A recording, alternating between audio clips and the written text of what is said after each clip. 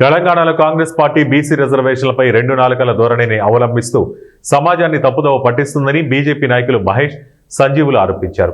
పెద్దపల్లి జిల్లా గోదావరికని ప్రధాన చౌరస్తాలో పార్టీ శ్రేణులతో కలిసి ముఖ్యమంత్రి రేవంత్ రెడ్డి దిష్టిబొమ్మ దహనానికి యత్నించారు. కాంగ్రెస్ పార్టీకి ముఖ్యమంత్రికి వ్యతిరేకంగా నినాదాలు చేయడంతో పోలీసులకు బీజేపీ శ్రేణులకు మధ్య స్వల్ప తోపులాట జరిగింది. శాంతియుతంగా నిరసన తెలుపుతున్న నాయకులపై పోలీసులు దాడి చేయడాన్ని వారు తీవ్రంగా ఖండించారు. దేశానికి స్వాతంత్రం సిద్ధించిన నాటి నుండి నేటి వరకు కాంగ్రెస్ పార్టీ ఏ ఒక్క బీసీని ముఖ్యమంత్రిని చేసిన దాఖలాలు లేవని వారు విమర్శించారు. కాంగ్రెస్ అధినేత రాహుల్ గాంధీ అవగాహన రాహిత్యంతో బీజేపీపై బురద చల్లుతున్నారని వారు ఆగ్రహం వ్యక్తం చేశారు. కేంద్రంలో రిజర్వేషన్ల దామాషా ప్రకారం సంబంధ వర్గాలకు పదవుల పంపకం జరిగిందన్నారు. రేవంత్ రెడ్డి బీసీ రిజర్వేషన్లపై కపట నాటకాన్ని వేడాలని, ఇచ్చిన మాట ప్రకారం బీసీలకు రిజర్వేషన్లు కల్పించాలన్నారు. తెలంగాణలో కాంగ్రెస్ పార్టీ అళవికాని హామీలను గుప్పించి అమలు చేతగాక ప్రతిపక్షాలపై నిందలు వేస్తుందన్నారు.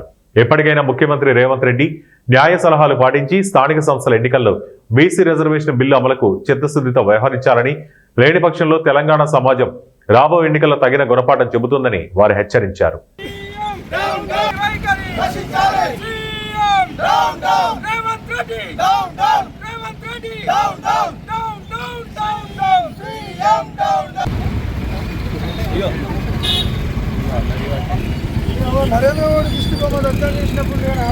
ప్రజాస్వామ్యయుతంగా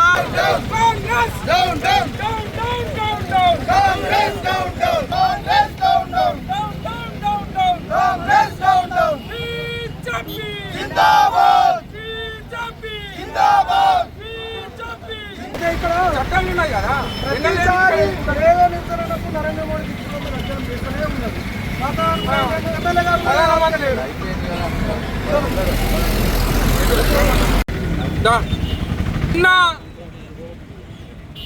తెలంగాణ రాష్ట్రంలో అందరికీ కూడా తెలిసినటువంటి విషయమే.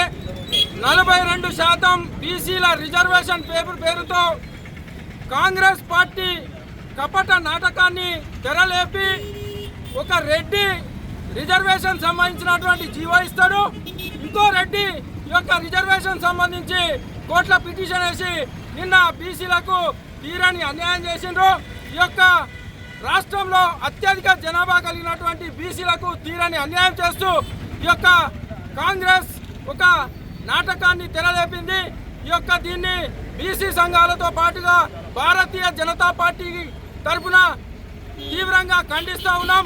ఈ యొక్క కార్యక్రమాన్ని నిరసన తెలియజేయడానికి ప్రజాస్వామ్యబద్ధంగా మేము వస్తే పాశవికంగా మా మీద దాడి చేసిండ్రు. మరి ఇది ఒక్కసారి తెలంగాణ ప్రజానికం అందరూ కూడా గుర్తించాల్సినటువంటి అవసరం ఉందని చెప్పేసి ఈ సందర్భంగా భారతీయ జనతా పార్టీ తరఫున మేము డిమాండ్ చేస్తా ఉన్నాం. చౌరస్తా వేదికగా స్థానిక శాసనసభ్యులు గౌరవనీయులు మక్కాన్ సింగ్ రాజ్ ఠాకూర్ గారు మరియు కాంగ్రెస్ నాయకులు వాళ్ళు భారతీయ జనతా పార్టీ మీద తీవ్రమైన ఆరోపణలు చేయడం జరిగింది. వాళ్ళు ఏమంటారంటే 42% బీసీ రిజర్వేషన్ అమలు కాకపోవడానికి కారణం ప్రతిపక్షాలట, భారతీయ జనతా పార్టీ అట. అదేవిధంగా బ్రిటిష్ జాతికి చెందిన నరేంద్ర మోడీ బలహీన వర్గాలను అణగారిన వర్గాలను అణచివేస్తాడని తీవ్రమైన ఆరోపణలు చేశారు. ఈ విషయము ముడ్డి కట్టుకొని పసిపిల్లగానికి చెప్పినా కానీ వాస్తవానికి కూడా ఆశ్చర్యపడిపోతారు. మీరు ఒకటే విషయాన్ని అర్థం చేసుకోవాలి. ఈరోజు 145 కోట్ల జనాభా కలిగిన అతిపెద్ద ప్రజాస్వామ్యమైన భారతదేశానికి ఒక బీసీ బిడ్డను నరేంద్ర మోడీని ప్రధానమంత్రిని చేసిన ఘనత భారతీయ జనతా పార్టీ. అదేవిధంగా 72 మందిని కేంద్ర మంత్రులను చేస్తే 27 మంది ఓబీసీలను, 10 మంది ఎస్సీలను, 5 ఎస్టీలను, అంటే మొత్తం మీరు రిజర్వేషన్ దావాషా పద్ధతిలో చూసుకున్నా కానీ 60% బడుగు బలహీన వర్గాలకు సీట్లు కేటాయించే పార్టీ భారతీయ జనతా పార్టీ. ఈరోజు మేము చెప్తా ఉన్నాం, ఓ బీసీ బిడ్డను మన ఉమ్మడి కరీంనగర్ జిల్లాలో ఉన్న బండి సంజయ్ అన్నను మనం కేంద్ర హోంశాఖ సహాయ మంత్రి చేసుకున్నాం. 30 సంవత్సరాలు జెండా మోసి నమ్మిన సిద్ధాంతం కోసం ఉన్న ఓ దళిత బిడ్డను మా అన్న రామచంద్ర అన్నను ఎస్సీ కమిషన్కు సంబంధించిన సభ్యులు చేసుకున్నాం.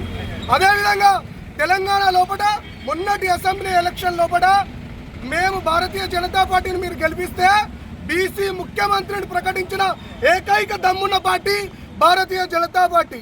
అటువంటి భారతీయ జనతా పార్టీని పట్టుకొని మీరు ఆడలేక మధ్యలోడినట్టు అనేక రకాలైన విమర్శలు చేస్తూ ఉన్నారు. అసలు కామారెడ్డి 42% డిక్లరేషన్ చేసింది మీరు. మీ సీఎంతో 42% సంబంధించిన జీవో ఇప్పించింది మీరు. మళ్ళా మీ సీఎంకు సంబంధించిన సామాజిక వర్గమైనడు హైకోర్టు లోపల అదే జీవో మీద ఛాలెంజ్ చేయించింది మీరు. అంటే మీకు ప్రజాస్వామ్యం లోపల ఎన్నికలకు గ్రామాల పోదామంటే భయం అవుతుంది. కాబట్టి కాంగ్రెస్ పార్టీ